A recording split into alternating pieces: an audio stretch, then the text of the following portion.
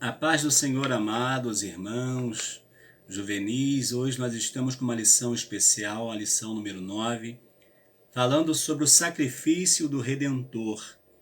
E com certeza vai ser uma lição muito linda, que vai trazer para nós o sacrifício de Cristo, o modo como Cristo veio para salvar, trazer libertação à vida do pecador. E nós sabemos que nós também, como pecadores, somos carentes e dependentes desta maravilhosa graça. Diz assim o texto áureo: reclamando Jesus com grande voz, disse: Pai, nas tuas mãos entrego o meu espírito. E havendo dito isso, expirou. Lucas capítulo 23, versículo 45. Nós vamos ver que a palavra do Senhor vai dizer que Jesus ele entrega ao Pai o Espírito. Jesus não foi assassinado. Jesus não foi à cruz porque Satanás levou Jesus à cruz. Não. Jesus, ele vai à cruz porque Jesus vai à cruz. Porque ele queria salvar a humanidade. E de fato, o seu sacrifício é um sacrifício que traz salvação, é um sacrifício que traz libertação. Quais são os objetivos da nossa lição de hoje? Primeiro, descrever os fatos que antecederam a morte de Jesus no Calvário, expor as implicações do sacrifício do Redentor na cruz, conscientizar de que a cruz de Cristo não foi uma derrota, mas uma estrondosa vitória sobre o império do mal. Com certeza vai ser linda esta nossa lição. A leitura bíblica está em Lucas capítulo 22, versículos 14 a 22, que diz assim: E chegada a hora, pôs-se à mesa e com ele os 12 apóstolos, e disse-lhes: Desejei muito comer convosco esta Páscoa antes que padeça, porque vos digo que não a comerei mais até que ela se cumpra no reino de Deus. Retomando o cálice e havendo dado graças, disse: Tomai e reparti entre vós, porque vos digo que já não beberei do fruto da vide até que venha o reino de Deus. E tomando o pão e havendo dado graças, partiu, deu-lo, dizendo: Este é o meu corpo, que por vós é dado, fazei isto em memória de mim. Semelhantemente, tomou o cálice depois da ceia, dizendo: Este cálice é o novo testamento no meu sangue, que é derramado por vós. Mas eis que a mão do que me traz está comigo à mesa. E na verdade o Filho do Homem vai segundo o que está determinado, mas ai daquele homem por quem é traído. Jesus sabia que ele iria ser traído. Jesus ele sabia que o que ia acontecer. Ele estaria com seus amigos no jantar especial, estaria trabalhando com seus amigos, estaria com seus discípulos, porém, ele entende que um daqueles que estão com ele ali, que está comendo com ele, vai ser o traidor, vai ser aquele que vai estar o vendendo por 30 moedas de prata. Isso aconteceu. E quando Jesus fala sobre a traição, Judas vai falar, olhar para Jesus, Jesus vai dizer: vai e faz o que você tem que fazer. Então Jesus amou Judas até o final. E Judas até o final foi aquele que queria tirar vantagem do ministério do nosso Senhor e Salvador Jesus Cristo. A nossa introdução diz assim: o sacrifício no Calvário foi o ponto alto da história da humanidade, o nascer da salvação relevante como o amor e o único como a vida. Era o fim da estrada do Redentor e o começo da nossa. Como filhos de Deus, Jesus tinha essa responsabilidade. Poderia ter descido da cruz. E por que não fez? Como disse, eu vou só ler o primeiro nome, Fiodor, né?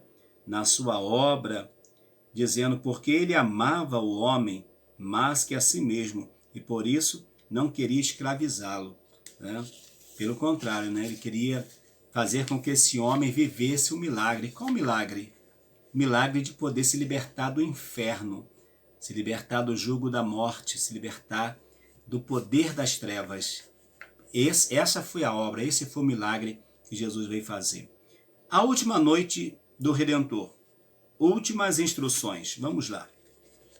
Jesus, na última reunião com seus discípulos, antes de morrer, estabeleceu a ceia do Senhor e falou sobre muitas coisas. Ele sabia o que iria acontecer, por isso preparou-os.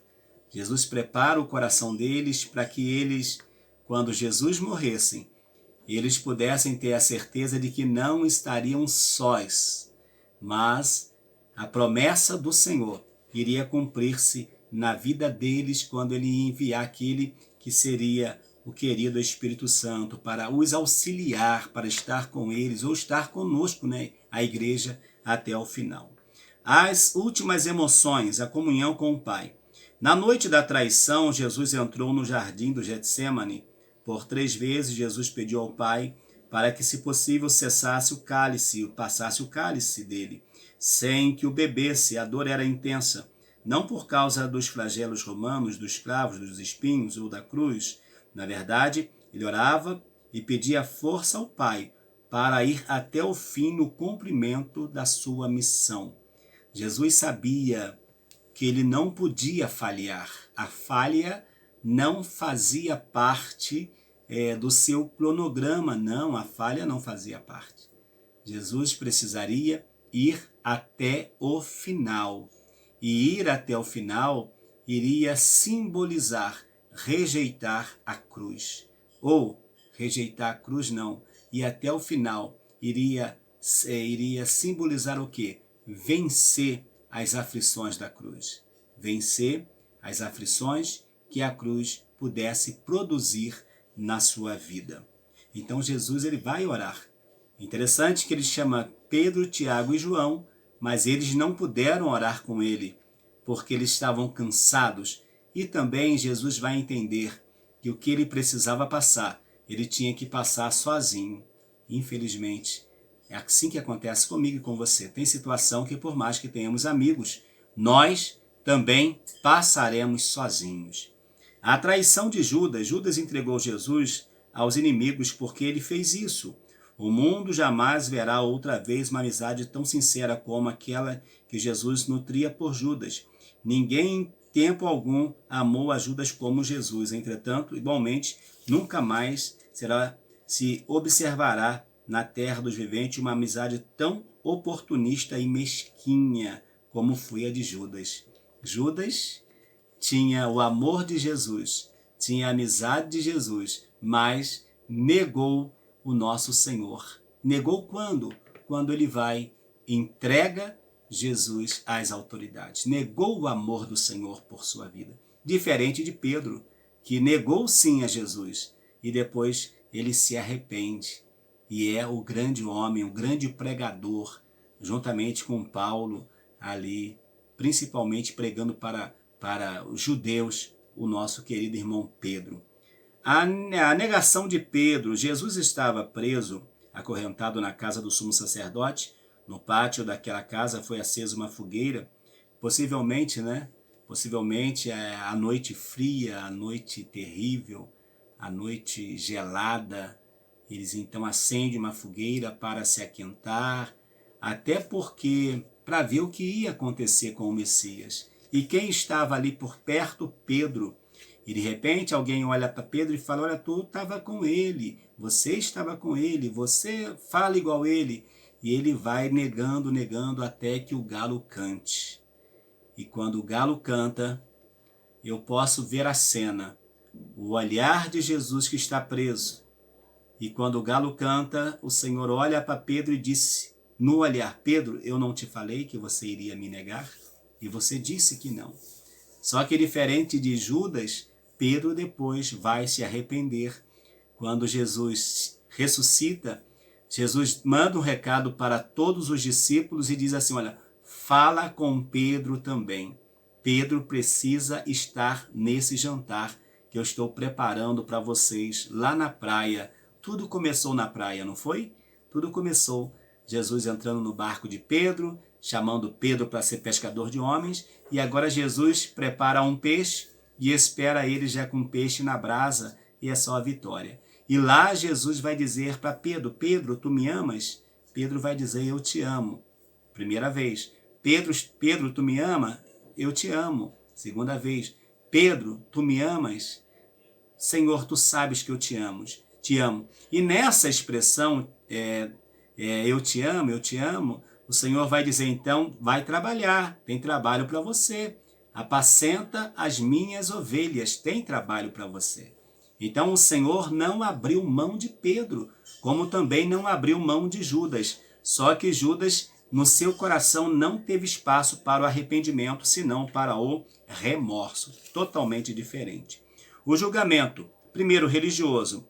Os líderes religiosos se reuniram para realizar o intento injusto e irracional, condenar a Jesus à morte. Sentiram-se ameaçados pela humildade do carpinteiro de Nazaré. Ou seja, eles, com toda a sua glória, com toda a sua pompa, os religiosos, não conseguia atrair o povo como Jesus conseguia. Jesus, de forma maravilhosa, de forma poderosa, Jesus conseguia trabalhar com o povo, lidar com o povo, a ponto de que o povo estivesse com ele. O povo só disse para crucificar Jesus porque eles foram assim, aguçados a fazerem isso. Senão não fariam também não. Mas tinha que acontecer. Então, o que acontece? Eles, por inveja daquele homem humilde, carpinteiro, chamado de Nazaré, que pode vir alguma coisa boa? Alguém até perguntou de lá, de Nazaré, de Galiléia, pode vir alguma coisa boa? Pode? Pode. Veio o Senhor Jesus. Então eles não aceitavam. Por isso que eles tentaram matar Jesus. Por que muita gente não aceita a igreja? Porque a igreja de Jesus mesmo, a igreja verdadeira de Jesus, é uma igreja simples. Não é uma igreja que é cheia de pompa, cheia de dinheiro, cheia de ouro, não. Não. A igreja do Senhor é humilde, é simples. A noiva do Cordeiro é simples. Porém, a sua veste é santa, a sua veste é imaculada. Segundo, político. Depois do julgamento do Sinédrio, levaram Jesus a Pilatos. Era sexta-feira pela manhã. Embaixo uma multidão agitada gritava, ou seja, o povo levava a multidão a gritar, né? A palavra de ordem, crucificam, crucificam. No alto, sobre um terraço, um político com baixa aceitação popular. Ao seu lado, Jesus, o verbo que se fez carne. O governador decidiu que Jesus deveria morrer. Na verdade, irmãos, eu não posso, eu sei que o governador, de repente, ele poderia até não ter permitido a morte de Jesus, mas não foi o governador que disse que Jesus deveria morrer. Não foi o governador. Esse peso eu não posso imputar sobre ele. Até porque era costume dar o perdão. Era o costume dar o perdão a alguém. E ele aqui esquece de citar, ele não citou, talvez não achou necessário, mas é trazido Barrabás. Inclusive, a cruz que Jesus foi crucificado não era dele. A cruz que veio ali tinha a medida certinho para o corpo de Barrabás. Tudo certinho, medido certinho para Barrabás. Tá certo? Então, ele faz o quê? Olha, eu tenho aqui alguém que é salteador, que é ladrão, que é um assassino, se chama Barrabás, e esse homem não vejo pecado. Mas vocês querem que eu solte a quem? O povo pediu, incitado pelos religiosos que queriam a morte de Jesus, pediram, solta Barrabás e crucifica Jesus. Então Pilatos teve uma parcela de culpa? Teve, mas muito mais teve a culpa foi o concílio religioso, o sinédrio, o concílio religioso e aquelas pessoas que foram incitadas e clamaram que queria ver Jesus morto e Barrabás solto. Tá certo?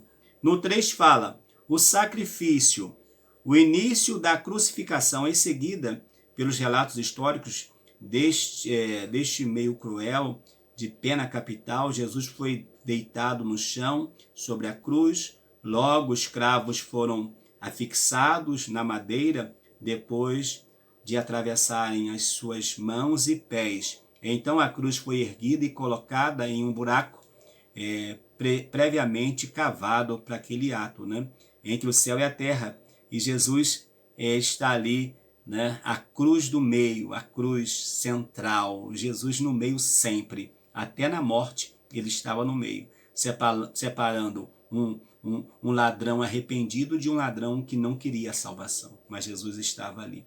E vale a pena dizer que antes de Jesus chegar na cruz, viver esse momento cruel, esse momento difícil, ele já começou lá no pátio a apanhar, a sofrer escárnios, a ser esbofeteado, a ter o seu corpo cortado com aquele chicote que tinha ponta de osso, tinha ferro, ponta de ferro, tipo gancho, tipo anzol, que quando eles batiam, pegava na carne e rasgava a carne a ponto deles verem até as costelas do Senhor Jesus. Não foi uma vez só que eles fizeram isso. Eles estavam mesmo com sede em cima do Filho de Deus, mas ele não negou. Ele não negou. Ele foi fiel até a morte, fiel à sua missão, fiel ao Pai, fiel àquilo que o Pai havia estabelecido. E vocês se lembram que eu disse que a cruz não era para ele? Segundo os historiadores, a cruz ela já ia furada porque a madeira era muito grossa, então ela já ia tudo preparado. Aonde vai colocar a mão, o furo já está lá, de acordo que furasse e o prego entrasse, mas entrasse um pouquinho, batendo um pouquinho mais com um buraco já ali. Então eles pegam um braço de Jesus e prende. Só que a cruz não era para Jesus, a cruz era para Barrabás. Verdadeiramente era para Barrabás. Embora vai ser simbolizado ali também que a cruz era para todos nós, todos os pecadores.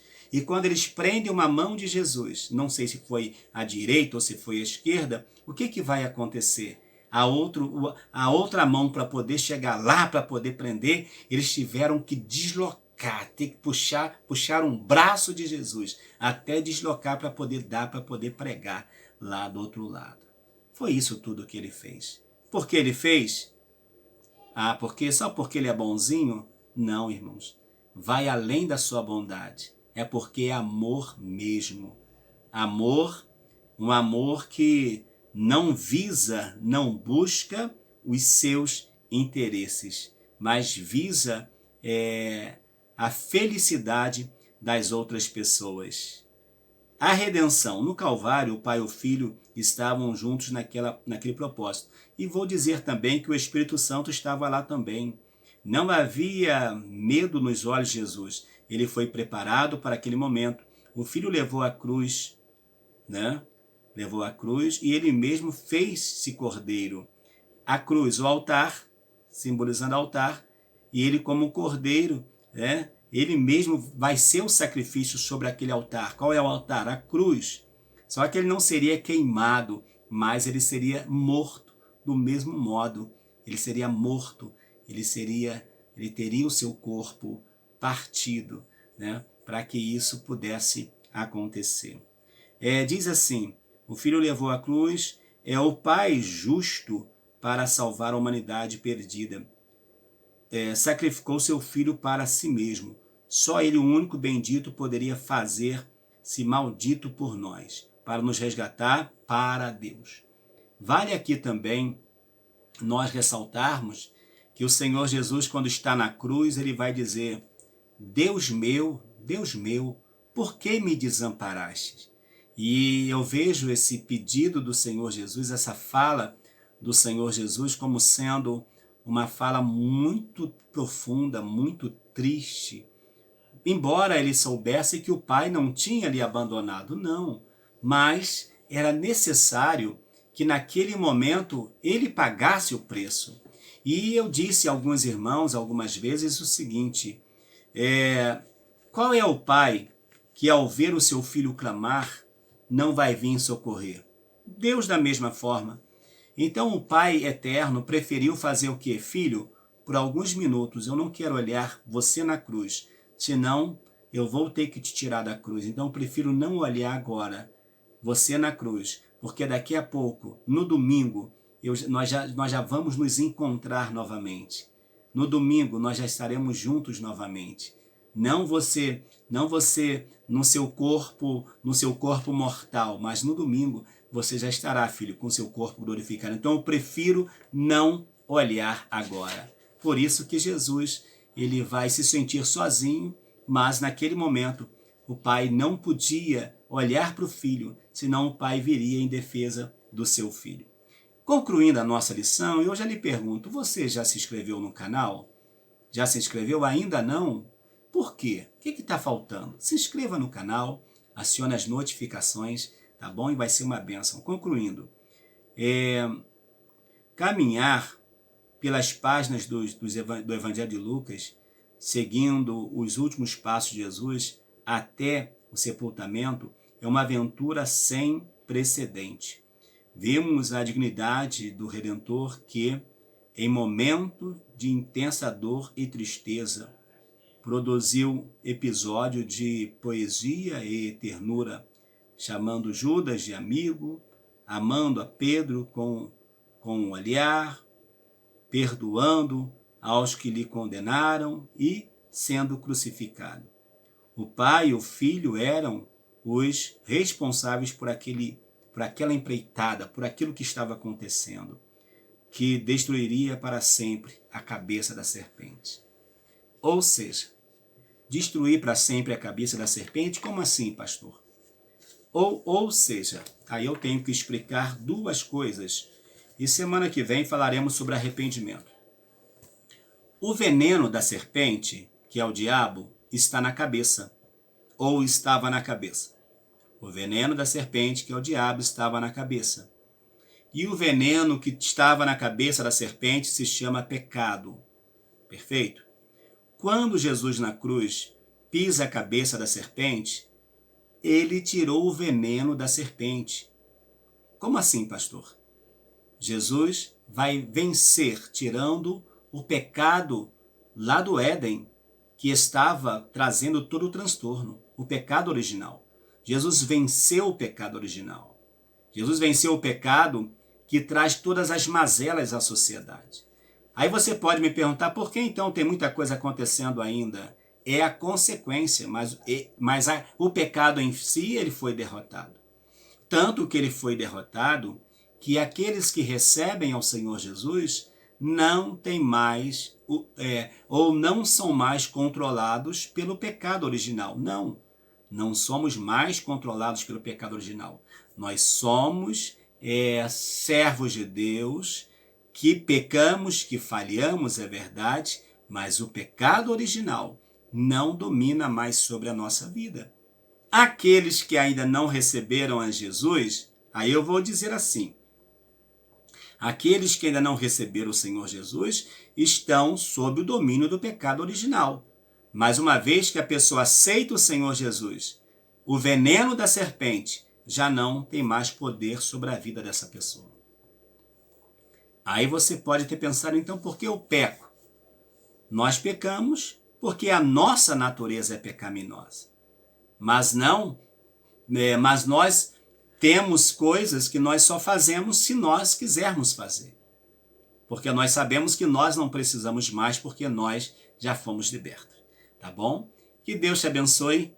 Tá? E foi um prazer estar com você nessa aula e acredito que no decorrer desses dias, todos nós estaremos caminhando e daqui a pouco, como disse o Senhor Jesus, ele vai também dizer novamente, está consumado, Pai, está consumado. Toda a obra, inclusive a obra de arrebatar a igreja, de estar com a igreja, tudo vai ser consumado, tudo vai chegar o tempo certo em que Deus estará, o kairós de Deus vai chegar e nós viveremos o tempo da promessa e da bênção do Senhor. Que Deus te abençoe. Até a nossa 10ª lição falando sobre o arrependimento, tá bom? Deus te abençoe. Um abraço.